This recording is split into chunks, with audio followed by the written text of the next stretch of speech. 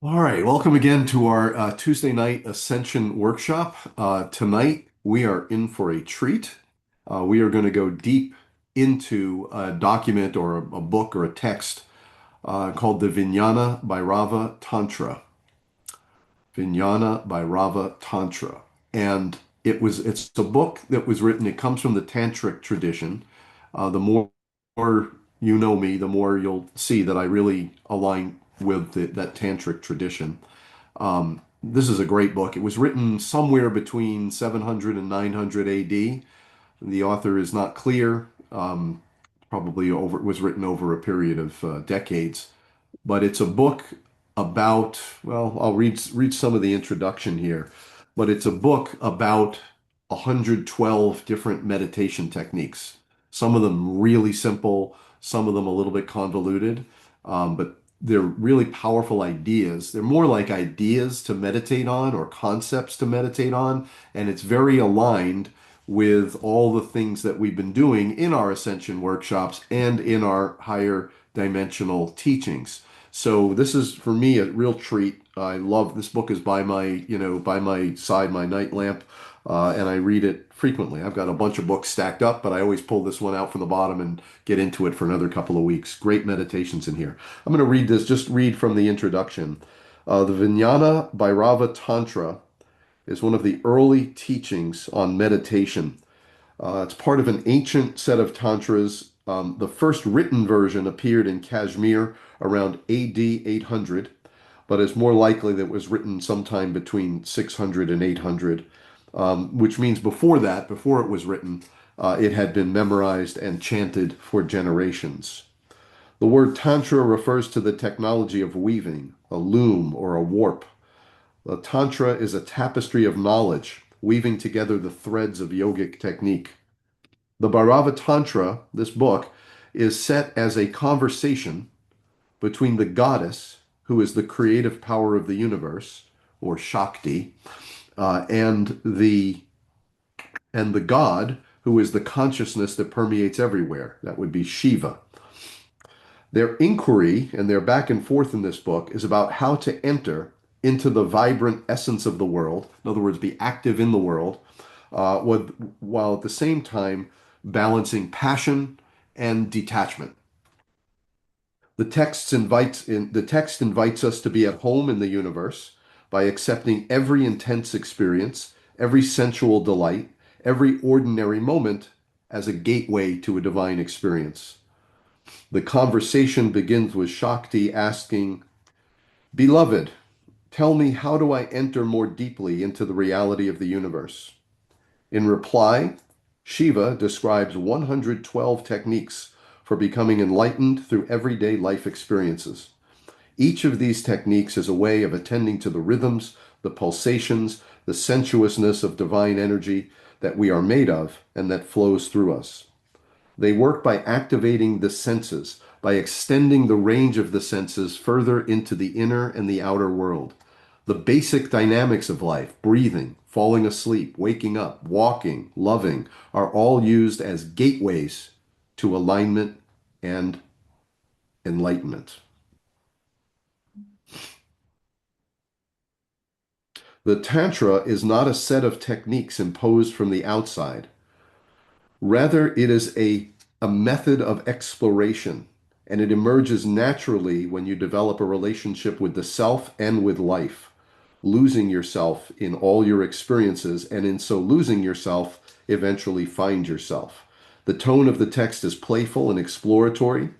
There's a lila, is a Sanskrit word for play and amusement.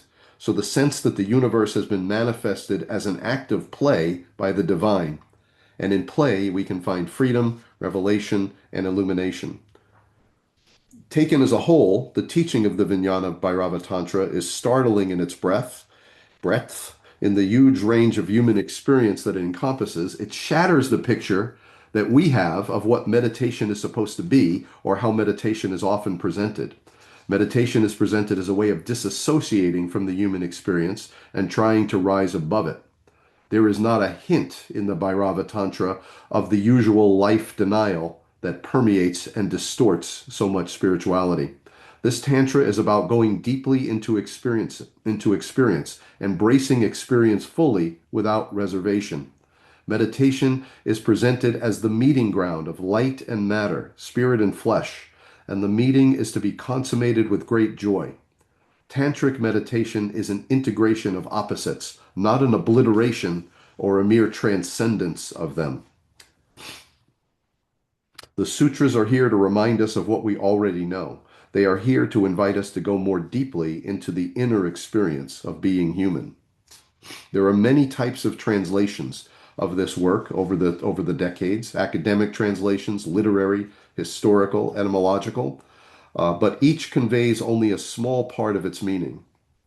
This version is a rendering of the text into the vernacular and a migration into another tongue. So this is where I told you, like his translations are a little bit too freestyle. They're not actually in many cases translating the actual text. So I'm going to supplement what some of the time, I'll read some of these 112 verses, and I'm going to show you what he wrote, and then what more accurate Sanskrit translations. Either way, it's pretty powerful stuff. Absorb the teachings consistently over time.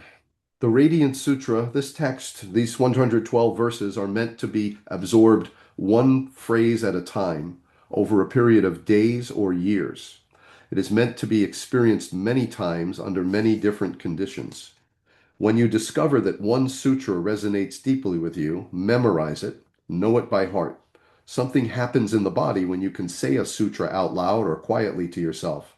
There's a relaxation, a confidence when you can rest your attention inside a sutra and the words flow effortlessly. Tantric texts are meant to be performed. They are not comfortable being hidden in books. So anytime you read a phrase tenderly and let yourself be carried away even for a minute, you're performing a sacred act, offering your attention to the mystery of being alive. The Bhairava, if everyone okay, I'm just going to keep reading a little bit and then we'll get into some of the verses. The Bhairava Tantra is framed as a conversation between lovers, Shakti and Shiva. Shakti is the creative energy that permeates the universe. Her nature is power, strength, might. Bhairava, or Shiva, is the infinite consciousness that embraces her. In the initial verses, Shakti is speaking from within her awe at simply existing. She assumes the body of a seeker of truth, and she dares Shiva to reveal to her the secrets of yoga. Rising to the occasion, Shiva accepts her questions as beautiful and invites her to accompany him on the path of intimacy with all life.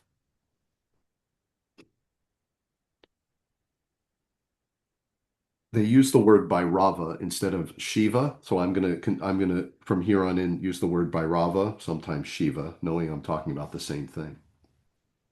One day, the goddess, this is how it begins. One day, the goddess sang to her lover, Bhairava, beloved and radiant Lord of the space before birth, revealer of essence, slayer of the ignorance that binds us, you who have created this universe and permeated all forms within it. I have been wondering. I've been listening to the hymns of creation. I'm enchanted by the verses, yet I'm still curious. What is this delight-filled universe into which we find ourselves born? What is this mysterious awareness that shimmers everywhere? I have been listening to the songs for a long time, longing for formless understanding. What are these energies that undulate through our bodies and pulse us into action? And this matter out of which our forms are made, what are these dancing particles of condensed radiance? What is this power we call life, appearing as the play of flesh and breath? How may I know this mystery and enter it more deeply? My attention is enthralled by a myriad of forms, innumerable individual entities everywhere, flashing into existence and fading away again. Lead me into the wholeness beyond all these infinite parts. Let me rest in your embrace. Refresh me with the elixir of your wisdom. Ravish me with your truth. Bhairava replies, Beloved, your questions touch at the heart of wonder, the path of intimacy with all life, weaving together body and soul. Here is my cave of secrets. Your inquiry has led you here. I feel your fingers on my pulse. Come with me. Leave behind everything you know. The teachings about me are a light show put on by the celestial musicians, as beautiful and insubstantial as clouds. Elaborate rituals and garish images have been used in meditation when a mind is whirling with thoughts of sex, money, power, wandering like an elephant in heat. Go ahead and use these meditation tools, but no, beating drums and blaring trumpets cannot summon the one who is already present. I am not a collection of incantations known only to experts. I am not a ladder to be climbed. I am not a sequence for piercing energy centers in your body. I am not to be found at the end of a long road. I am right here. Leave your fantasies behind and let me tell you the truth of the luminous path. I am beyond measure. I cannot be calculated. I am beyond space and time. I am beyond ancient and beyond the future. There are no directions within me. I am always here. I am the embrace of every intimate experience. Though I am beyond the intellect, I am not beyond your understanding. I am the nourishing state of fullness that is the essence of soul. You belong to me, and I belong to you. My nature is spotless, uncontaminated. I cannot be covered up, not even by a billion galaxies. So who is there to worship and adore? There is no one to appease. Sacred texts sing of my reality, but I cannot be found in those texts, for I am the one listening. I am the one that is closer than your breath. The goddess and the one who holds her are one and the same.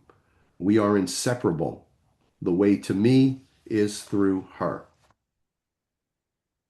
As the light of a candle reveals a room, the rays of the sun reveal the world, so does the divine feminine illumine the way to me.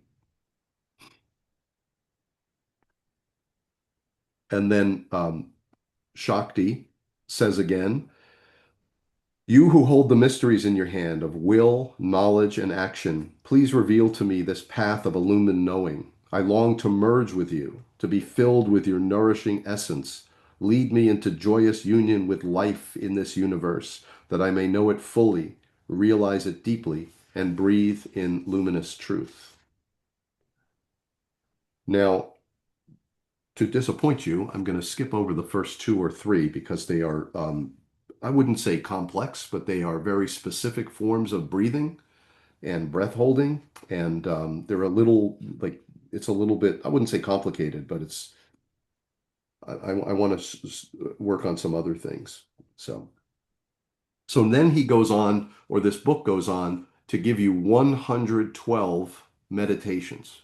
Each one can literally be savored for years. You can literally just enjoy any one of these meditations over and over and over and over again. And some of the meditations that we've been doing are borrowed, some of the concepts are borrowed from this book.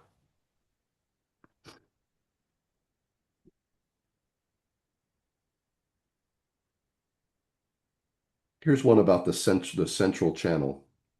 Hmm.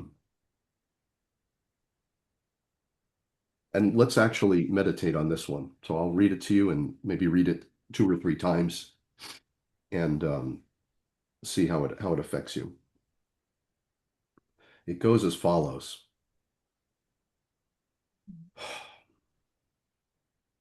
First, it's a beautiful book. It's really pretty amazing that it exists and nobody knows about it. It's truly remarkable. It's a jewel of ancient wisdom, this Vijnana Bhairava Tantra. It's well worth spending time on. All right, so before we do this, get yourself into a meditative state. So kind of close your eyes if you can and just relax. Release all tension of the day. Whatever's happening out there is there's a wall. We're right in here. So put all your focus and attention on what we are talking about and the meditations that we're about to do. I want you to reverse your awareness. If you find yourself projecting outward, just do a subtle reversal and activate your inner sight. And let's just spend a minute And just looking at the diaphragm, using your inner sight on the diaphragm. And first, just observe quietly, naturally, without interfering.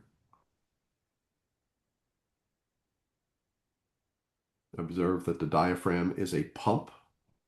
As it expands, air is drawn into the lungs. As the diaphragm contracts, air is pushed out of the lungs.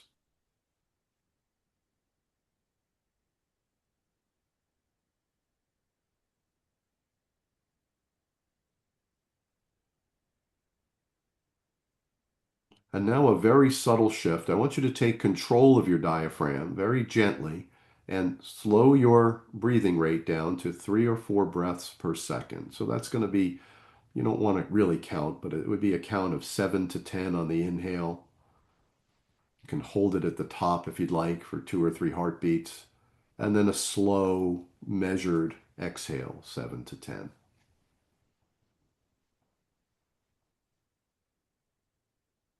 Notice at any point that when you're in a measured, slow, conscious breath, you can stop at any time after a full inhale or a full exhale or right in the middle or anywhere you want.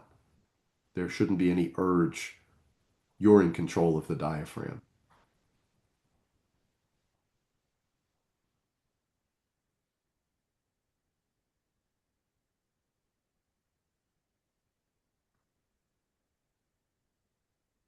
Imagine the subtlest form of prana as rays of light shining upward from the root of the central channel.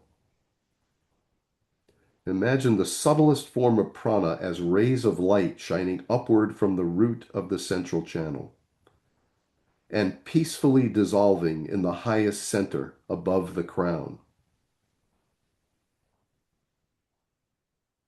Then spacious awareness, Bhairava, arises. Imagine the subtlest form of prana as rays of light shining upward from the root of the central channel and peacefully dissolving in the highest center above the crown. This is what we might call the light chakra, 12 to 15 inches above your head. So just sit with that image. Just imagine the subtlest form of prana as rays of light shining upward from the root and peacefully dissolving in the highest center above the crown. In this way, spacious awareness arises.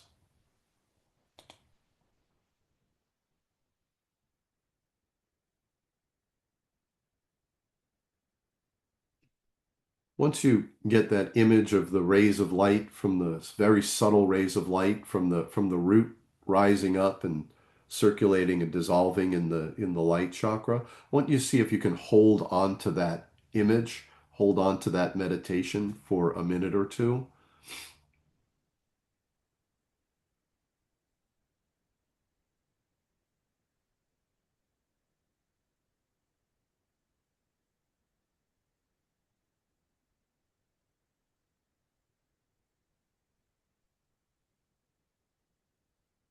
Just keep those rays of light generating at the root and just imagine the rays of light right up the central channel, peacefully circulating and dissolving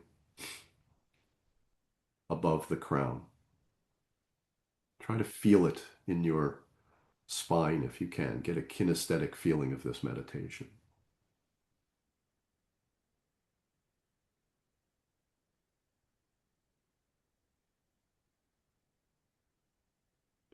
Imagine the subtlest form of prana as rays of light streaming upward from the root of the central channel and peacefully dissolving in the highest center above the crown.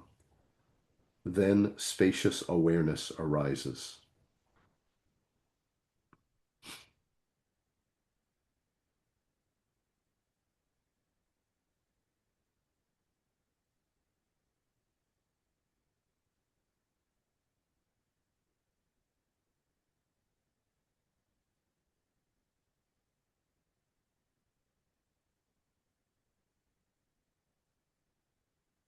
That was meditation number 5 in the Vijnana Bhairava Tantra.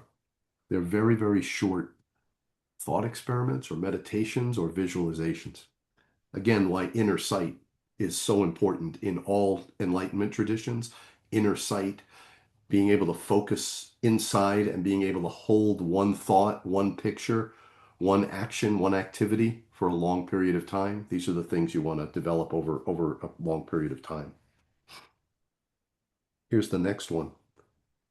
Imagine the Shakti rising like a streak of lightning from one subtle center, meaning your chakra, from one subtle chakra to the next in succession. When Shakti reaches the uppermost center, 3 fists above the crown, there comes the great dawn of liberation and abundance. Imagine the Shakti rising like a streak of lightning from one subtle chakra to the next in succession. When she reaches the uppermost center, 3 fists above the crown, there comes the great dawn of liberation and abundance.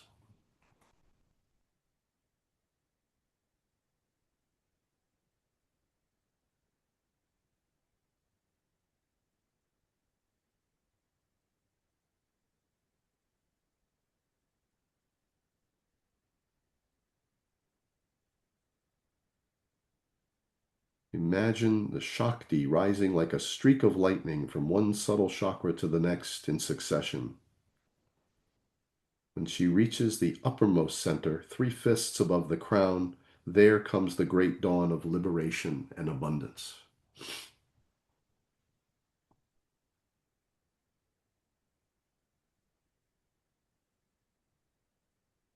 I'm going to read to you the original, like this guy from this book I mentioned. I'm going to just read his description, which is similar but different than the actual. I just read you the best Sanskrit translation, but I'm going to read you this guy's because this one happens to be nice. I said earlier, imagine the Shakti rising like a streak of lightning from one subtle chakra to the next in succession. When she reaches the uppermost center, 3 fists above the crown, there comes the great dawn of liberation and prosperity or abundance. Another version is, trace the river of life that flows through you, the luxuriously rising energies, gradually touching each of the centers along the spine. Savor every shimmer of light and color along the way. Enter each area tenderly, loving as you go, finally, gently dissolving in the crown of the head, then above in the space above the head. There lies the great dawn.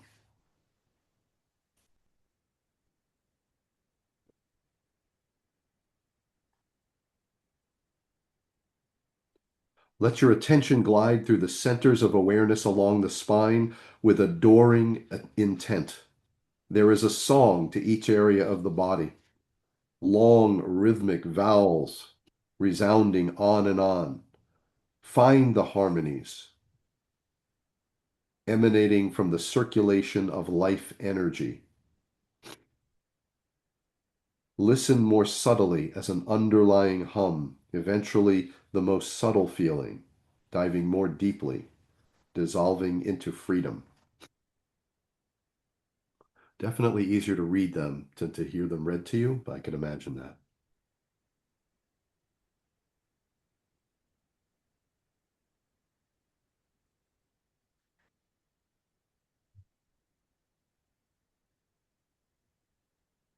Here's another one.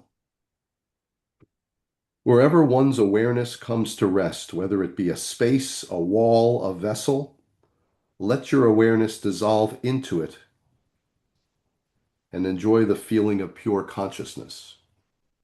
Wherever your awareness comes to rest, a space, a wall, inside a vessel, let awareness dissolve into it and enjoy pure consciousness.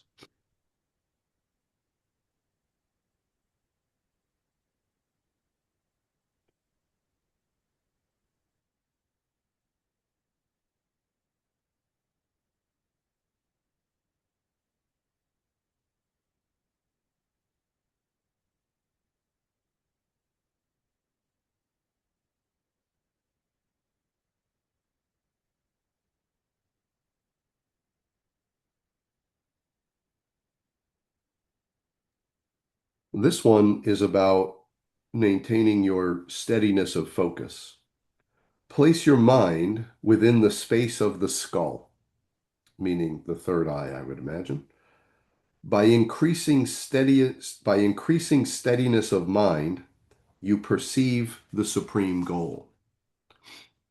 So these visualizations are nice, but it's also, don't forget, it's also important to be able to hold your focus on, again, that's why I like guided meditations, because I can just kind of listen and go along with the voices and go on the journey. But when you do meditate by yourself, it's also important that you learn to increase the steadiness of your mind, the persistency of your focus. The central channel is situated in the core of your being, like a slender lotus fiber. Meditate on the central channel as being the goddess in the form of innermost space. Through her, the experience of Shiva will manifest. The central channel is situated in the core of your being like a slender lotus fiber. Meditate on the central channel as being the goddess in the form of innermost space. In other words, Shakti, Shiva, the light, the energy living inside you. Meditate on the central channel as being the goddess in the form of innermost space. Through her, the experience of Shiva will manifest.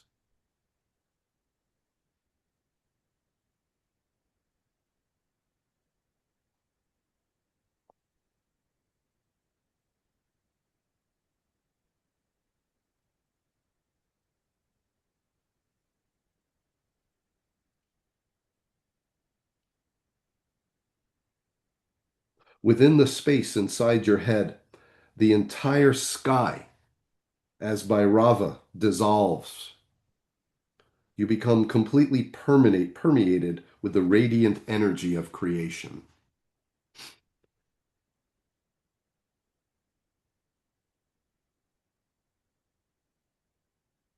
Here's one about attention.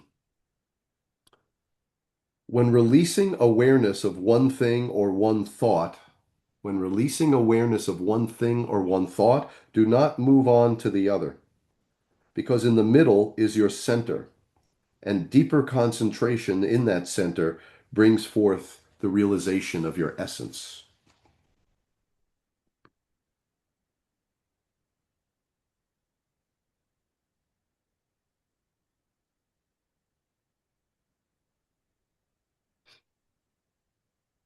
The dividing wall of skin, imagine as merely a screen within which there is nothing. Meditating in this way, one may imagine the vast emptiness of Shiva, which is beyond contemplation. The last construct is gone. We had talked about, in order to truly rise and embrace these higher levels of consciousness or awareness or understanding, you've got to first let go of the emotions. We did this in the five body meditation. First, let go of the emotions that you're holding on, the knots that are blocking the energy. Then you'll recognize the energy body. Then let go of the consciousness stream of thoughts. That allows you to recognize the light body within you. Then the next one was to release the will. Like, stop trying to be something else. Release the will to be something different. And then the magnetic body comes into realization. And finally, release all constructs of knowledge and the ecstatic life body within you comes to life. Imagine the dividing wall of skin as merely a screen within which there is nothing. Meditating in this way, one may imagine the vast emptiness of Shiva, which is beyond contemplation. The last construct is gone.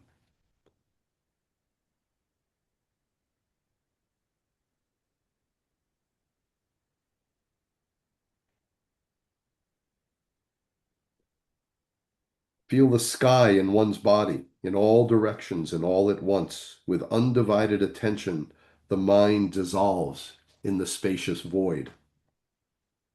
Feel the sky in one's body, in all directions and all at once.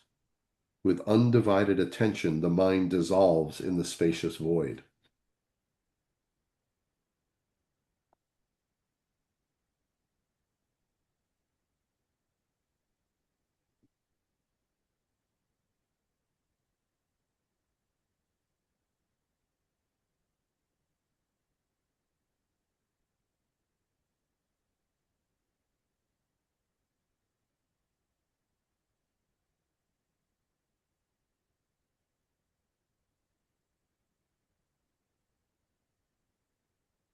As reality dissolves, each layer more subtle than the last, at the end, the supreme goddess Shakti manifests clearly.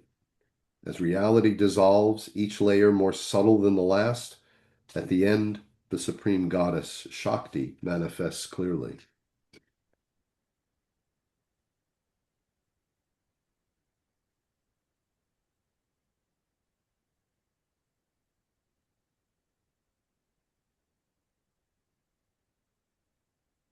Contemplate that your entire body, indeed the whole world, is nothing but awareness. Seeing this truth all at once brings the supreme dawning of awakening and liberation. So this book. I Most of what I read was not in the intro. I read his introduction to you, but most of the actual meditations I have compared his to five or six other credible Sanskrit translations, and I've kind of picked the best of those translations. So it's a little bit hard. Like I absolutely recommend this book, but I also somehow also want to share with you the rewriting of some of these sutras. And we talk about, creating books. This is a book that needs to be created, the Vijnana Bhairava Tantra. A beautiful, beautiful, beautiful piece of work from the tantric. And and he said it in the introduction, and I repeat it every time you hear me talk on TikTok or anything. Meditation has been taught all wrong.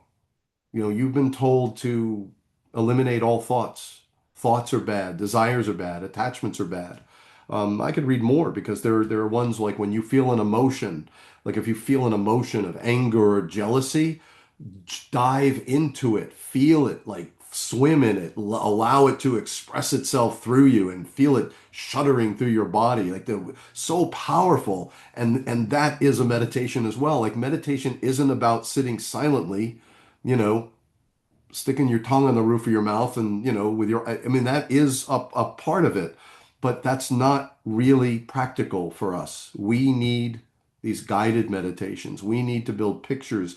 We need to activate our inner sight and move the energy through our body, feel the emotions going through our body. Only by, as they say in the introduction, only by diving into these experiences can you really understand yourself.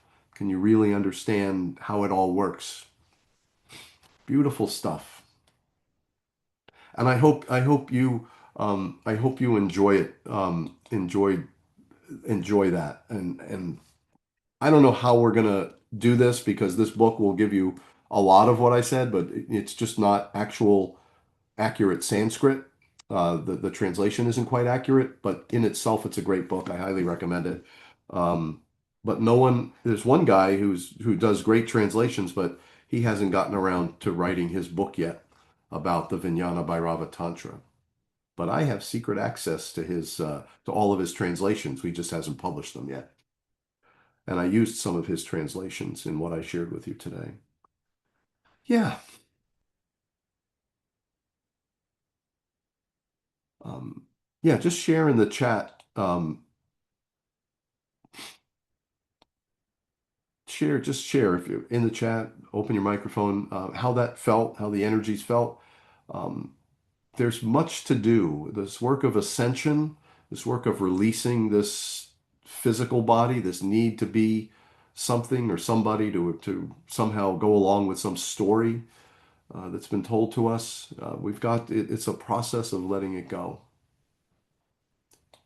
Really is one of the most beautiful books in history. I would put it in the top three, certainly the top five books I'm aware of and that I've gotten into and studied a little bit. Let me find some of the other ones. One should cultivate neither hatred nor craving in any circumstance. Free from aversion, free from attachment, the absolute unfolds in the center.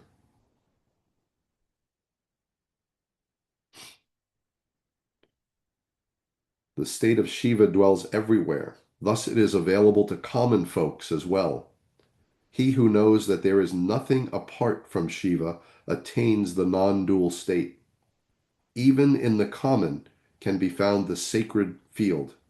Nothing is outside the divine.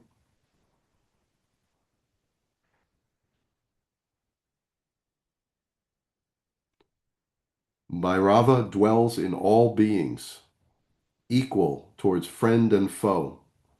Whether honored or insulted, remain full and perfect and always happy. I could go on and I just flip through these and just, put my finger in there and just kind of just meditate for a couple of minutes. And, it's a beautiful, beautiful experience. Yes. It's just so beautifully written and conceived and explained, and they don't waste it. Again, there are certain things that another book that I love is The Secret of the Golden Flower. And one of the things that I love about that book, same for this book, they just get right to it. Man, he just gets rid of all the, just go right to the deepest, deepest, deepest part. And that's the secret of the golden flower. Let's go right to cultivating the light body. Let's not talk about all this other stuff. Let's go right to it. Let me show you how to do it. And that book just gets right into the instructions on how to cultivate your light body. And this book is the same way. Just such a beautiful introduction. Oh, great Shiva, I'm dying to know what is this universe about. And, she sincerely asks and he sincerely answers. And then they just get right into it. 112 of really some of the most beautiful passages ever written.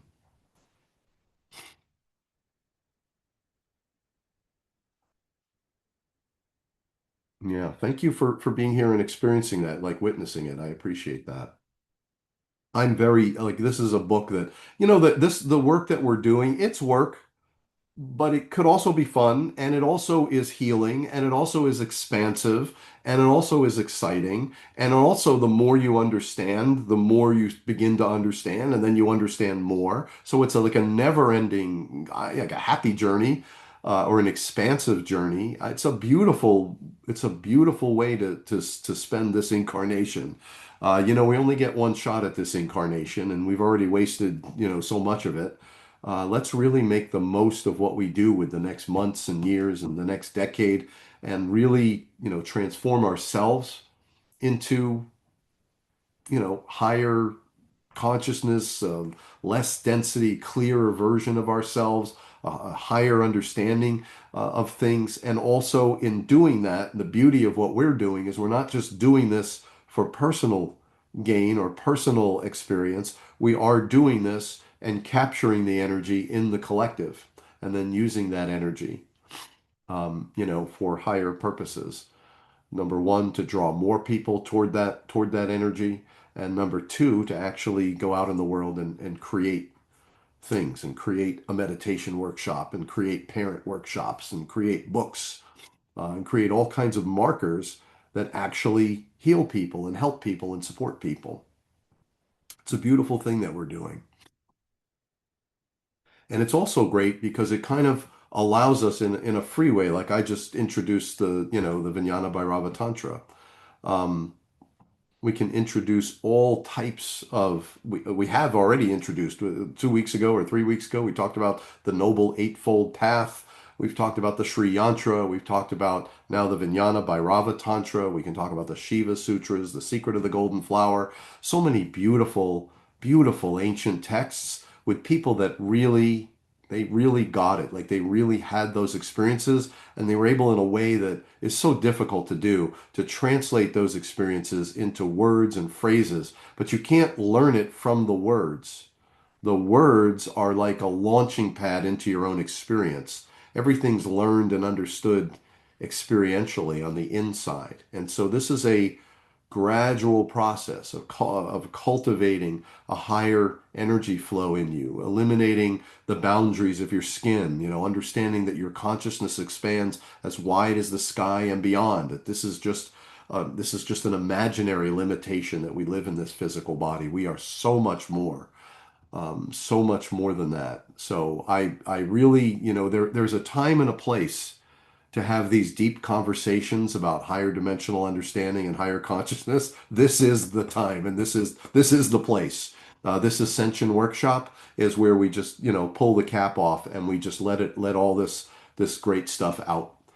Because I know that because of the work that we're doing on a regular basis, the work that you're doing in your personal practice, the work that I do in my personal practice, each of our personal practices is opening us more and more so that we can anchor more and more and more of this higher wisdom. And the collective is not just a social group. We are a repository. It's one of the most important elements of the collective. We are a repository for this higher wisdom. And now I feel very aligned because we've made this now by invitation only. Everyone's been grandfathered, no problem with that. But we've now switched to an invitation only, which means that we can freely share these teachings with people that we already know are aligned and already are walking the path and are already making the effort. So we're not sharing this just with the masses. Um, and I feel really comfortable because before I was just inviting the masses to show up and then teaching these deep teachings. But I feel much more comfortable teaching a smaller group of people who really want this and resonate with this and are going to use this, for good in their own lives rather than just spreading it out. So we spread out a lot of other knowledge and a lot of other meditations and a lot of other stuff. But when it comes to these higher dimensional teachings, these higher consciousness and awareness teachings, these higher and finer energies that we're working with, I feel really, really good that this Tuesday night workshop and our members events on Sunday night are really the right containers for this type of wisdom. Whereas the other containers have great wisdom, but you've got to be aligned and, kind of show us who you are. Then we invite you in, and then the whole world opens up to you. All of these teachings, and the collective will be a repository to store this wisdom and anchor this wisdom and preserve it for future generations. And you would think, with YouTube and Google and zillions of websites and videos, that all of this ancient knowledge is out there. But the problem is that it's too much now. Like we don't know what's true, what's not true, what's authentic, what's not authentic, what's AI. Um, Crazy. But we're going to preserve this knowledge and wisdom and add our own knowledge about our own sixth and seventh dimensional experiences. Stay tuned because next week, next Tuesday night, and I mentioned it earlier, I have two big things on my agenda that I want to share with you. Number one is, and I will do this next week, the eighth, ninth, and 10th dimension, and I'll kind of explain that and take us through a meditation because we always stop at the sixth and seventh, which is a great place to stop, don't get me wrong. We're not stopping there by accident. We're stopping there because that's a great place to stop. Very powerful energies. But there are higher dimensions, and I'll explain them next Tuesday night. At least my own dimensional model that I've been able to put together from reading all these different types of sources, and I'll share that. And then I'll also want to share in another Tuesday night. I guess we could do Tuesday night every night.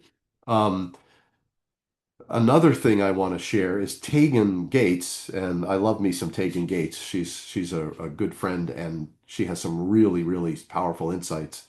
I think some of you know her, or at least know of her and are following her. She went to Egypt. She went to the Great Pyramids in Egypt about a month or two ago, and when she got back, she shared her experience. So I want to share either next week or the week after. She put together a 7-minute video, and it's really interesting because she's looking at these higher dimensional timelines from the bottom up. And when we do our ascension meditation and we successfully get ourselves to the sixth and seventh dimension, everything that she's saying, you can actually see it from the top down. And it's much clearer and you have much more control from the top. Like she's talking about timelines and you can jump onto this timeline, grab some good things from that timeline, but you're still doing it from a third dimensional perspective from within your life. We have the ability to take her exact wisdom and I believe that she got these transmissions and they're very accurate. They sound good to me. we can take that exact wisdom, but look at it from the top down and make time. I always used to say, like when we go to the sixth dimension, it's like a timeline store. You just shop through all the timelines you want, and when you find one you really like, that's the timeline you can create. So we have the ability to move timelines, shift timelines, or more accurately, create our own timeline. Those are the two things I want to share. I want to share the eighth, ninth, and tenth dimension. I want to get that down on video and have that stored in our library. And then I also want to share Tegan's video and the insights that she brings, looking at it from the bottom up, and how that actually corresponds to our ability to perceive those exact same things from the top down. And I think you'll see what I'm saying. And that's another thing too. Like I treat you like you're understanding this. I know, you probably don't speak Sanskrit or, can't read original Chinese and all that stuff. I don't think that's really necessary. I think this meditation thing is taught all backwards. I think it's made to sound like you need a guru or you need, special training or 10 years in an ashram. That's bullshit. I just don't believe that at all. I'm 100% convinced. Here we are today, regular people, and we're able to absorb this information as long as you understand that it's like an absorption process or a percolation process. It doesn't happen right away. A little bit happens right away, but then more happens if you're consistent, and a little bit more happens. But as long as you have this intention to walk that path, you can begin to absorb and anchor this and understand it fully. I don't think there's anything that I said today in these highest teachings that can't really be understood or experienced by just an average person, but not an average person off the street who's out of balance and has a lot of drama and trauma and doesn't have a meditation habit. That's one thing. Those people can understand it, but they can't anchor it. We want people who are aligned, doing the work, balanced. Okay, your life may not be perfectly balanced. My life isn't perfectly balanced either, but we're on that path to a more balanced life, a more aligned life, higher ways of thinking, higher ways of being, higher vibrational resonance. And for us, for those that make that initial transition, these teachings can really accelerate your journey and accelerate your unfolding. It's really, truly beautiful. And I'm happy, really joyful to be able to share it with you and get this on tape and just see who's interested in it and just share it with the world. With the world that's ready, right? They have to be ready. That's the key. Great. Hey, Alan, I just wanted to share that I wanted to say that I really appreciate you sharing today's topic, and having the conversation. Shiva and Shakti are something that I really deeply connect with and resonate with. I feel like it was divinely timed, especially. I don't know if you're aware, on Sunday was Mahashivratri, which was a great night of Shiva, and devotees all over the world they meditate and celebrate by keeping the spine erect and doing different things, and I feel like this year Shiva gave me an insight. Well, for me, usually I fast every Mahashivratri every year, and for me this year was a little unique because I have an injury and I couldn't have fasted as much, um, and so essentially I have a torn Achilles for the past six weeks. I've been rehabbing, and so with that injury, I decided not to fast fully and do a dry fast as well, no water, no food. And as I was doing one of the meditations that day, I had an insight where Shiva essentially, I feel like Shiva was talking to me, and he basically told me that, it was a tantric meditation or it was a mantra that he kind of said to do more often. And then I started doing more research in that mantra, and that mantra is a very healing mantra. And then of course when I put in AI and I was talking to on chat, it gave me different options to use different mudras, so like different hand positioning, and along with different pranayams as well. So the Ujjayi breath, which is the fire breath, and all of that combined is a tantric healing. And it just resonated a lot, especially in the beginning when you were talking about tantra and how it's woven together. Because when I was doing the visualization of my Achilles healing, I was visualizing the strands woven together as I was doing that tantric meditation. All in all, I'm kind of all over the place, but I just wanted to say I really appreciate today's conversation. Thank you. Well, thank you for sharing that, Raj. I appreciate that. Um, there's a separate topic. I want to circle back to that, but I particularly love what he said in the introduction. These tantric teachings were meant to be lived, not to sit on a shelf on a book. They were meant to be lived and experienced and breathed into and, woven into your everyday experience. And it's just a beautiful tradition that really resonates with me, really, it just resonates. And it puts to bed, in my mind, this idea that you're supposed to meditate to rise above everything. I think the words that he said in the introduction are really wise. It was meant to be lived, not sit in a book. It was meant to be, imagined and brought to life, not transcended or escaped from. That this life was meant to be an experiment, a laboratory for you to experience and play around with these energies and forces, not something to be shunned and, go up on a mountain. So I have a question for you, Vraj. Sure. And if you don't know the answer, that's fine too. I typically have not gotten involved with Sanskrit vowel sounds or mantras Yeah. because I don't know the original sound, and it is the sound itself that is like the shape of the sound, like the sound has shape. So how do you know like the original sounds when you do these mantras? Just curious on your experience.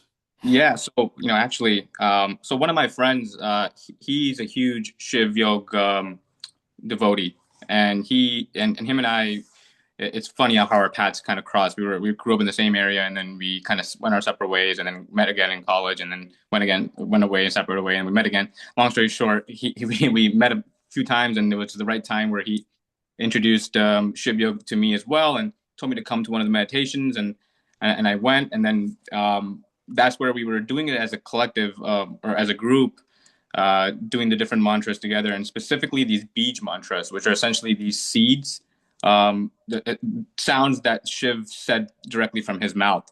And so I guess I've heard them say it there, and that helped me know the sound.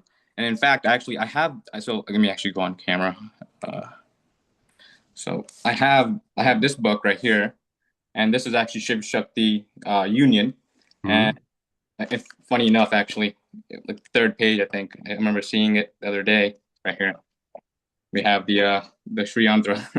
There you go. But yeah, in here, I do it every day. It's these beej mantras, so these seeds, sounds of the universe, and I might be saying it wrong, but in some of them, but the way I understood it was it's kind of like when a baby tries to talk, right, and might say the words a little bit differently as a parent or as an adult, you know what they're saying, and so and you would you understand what they're saying. So in the same way, the way I envision it is we're babies and we're doing the best we can, and God, universe understands that what the sounds that we make, and then of course we get better as we get older and Yeah, wise. because that also comes up in Tibetan Buddhism. These beads, you call them beads, the seed mantras. So you envision the seed mantra in this chakra, in the Yeah, heart, in here, and it's the same thing. But again, I don't speak Tibetan, and I'm not a Tibetan Buddhist, so I kind of look at it and say, I don't know. I personally don't know how to recreate that in a way that would be meaningful. Like even the word Om, there's like 40 different ways you could say it. yeah. Oh, Oh, yeah. This week. all these different ways. And so, what is the right way? And does it matter? Like you said, does it matter? So, when we do, like, for example, in the central channel activation, I use the sound not for a spiritual purpose, but for the vibration purpose to set up a vibration in the central channel, kind of wake everything up. Yeah, activate the vagus nerve. Yeah, Right. exactly. Exactly. Yeah. Interesting. So, I look forward to talking with you more about this stuff as well. Yeah, absolutely. Yeah, and Thank you. maybe we can shape some future sessions as well. I look forward to collaborating. Thank you, Raj. Thank you for coming out. Sure. Thank you. All right. All right. I'll honor your time. Any thoughts, comments? This is the time. Anyone want to share? There you go, John. The collective is a ripple of love and support and healing for anyone that can resonate to it. 100%. All right. Well, thank you all. Again, I really appreciate having a place to talk about these things. They're on my mind all the time. I've got probably, a stack of 300 things that we could talk about, but there is, like I said, there's a time and place to have these higher level conversations. This is the time and place, this Tuesday Ascension workshop. So that we're gonna keep it at this high level. So I appreciate all of you for being here, and I will have this posted either tonight or tomorrow in the Ascension area of the Circle website. If anyone doesn't know where that is, just let me know. All right. Nina, thank you. You're very welcome. Thank you for your presence, your energy. Thank you for plugging in. Just remember, every time you plug in to the collective, every time you plug into these teachings, every time you plug into the work that we're doing, or just even the conversation that we're having, or just the chat, you are literally disconnecting yourself from lower dimensional thinking and plugging yourself in for a minute or 5 minutes or half an hour or an hour, like we did tonight, into much higher, more aligned energy. So plugging in is going to accelerate your transformation. It's going to accelerate the softening, the clearing, the letting go and the unfolding of some of the lower energies. So keep plugging in like you're doing. I'm preaching to the choir. You guys are plugging in, and that's to your long-term benefit. So let's keep it up. Thank you, everybody. I will see you. Oh, I'll see you Friday at 4 for our meditation workshop. That one's open to the public. Oh, one other thing. I do have links. Let me go get the links and let me put them in the chat so you now can invite people to that meditation, that open meditation thing. Give me a second. I'm going to get the links and I'm also going to give you a parents link. So give me a second.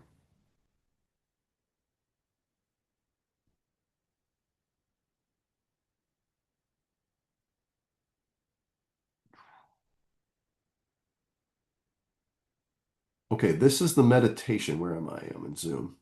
All right, this is the meditation link.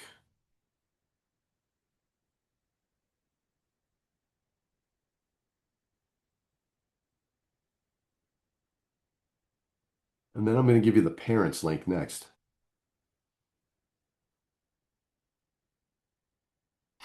Give me 1 second.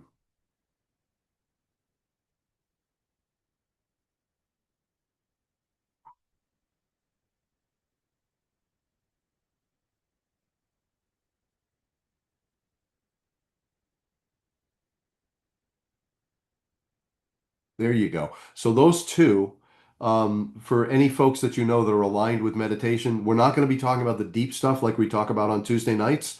But if you know someone who's aligned with meditation or frustrated with meditation or anything, you can invite them there. I'm working on an affiliate link. Like I know you guys pay $10 a month. I'm working on an affiliate link where we'll give you I've decided to raise it to $1. I don't have that affiliate link yet because I can't create individual affiliate links. I have to create like one master page that then they would choose meditation or parents or health or whatever they're interested in. So then you would track. So I'm working on that. I don't have that quite, but feel free to go ahead and start distributing these links to anyone who's aligned with meditation or any parent that needs any kind of healing or support or just a place to chill out for an hour and get away from all the chaos and start to get some real positive input in their lives and some positive thinking and just all that. You know what we do. So thank you all. Everyone have a great night. And I'll see you all. If I don't talk to you on Circle, I will see you all on Friday afternoon for our meditation workshop. Thanks, everybody. Love you all. Take care.